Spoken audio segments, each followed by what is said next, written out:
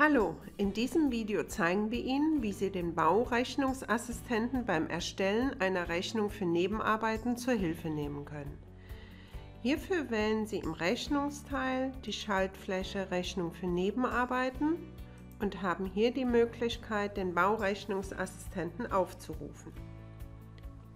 Im Fenster für Rechnung für Nebenarbeiten können Sie nun auswählen, welchen Typ von Bauabnahmerechnung Sie erstellen möchten.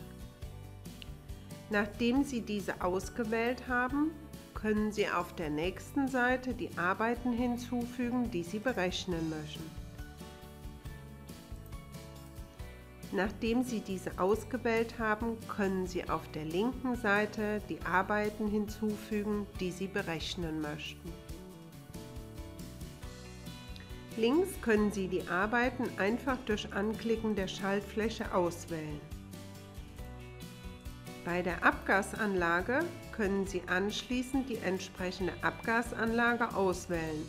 Dabei wird dann auch automatisch die Höhe der Abgasanlage übernommen. Hierbei wird auch gegebenenfalls die Anzahl der anhängenden Feuerstätten ermittelt. Sie können diese auch automatisch hinzufügen lassen.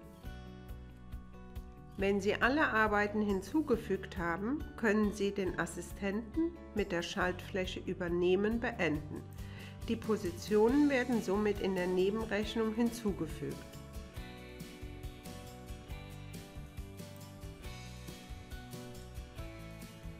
Über die Schaltfläche Einstellungen im Baurechnungsassistenten können Sie auch noch die Default-Werte für die Dichtheitsprüfungen einstellen.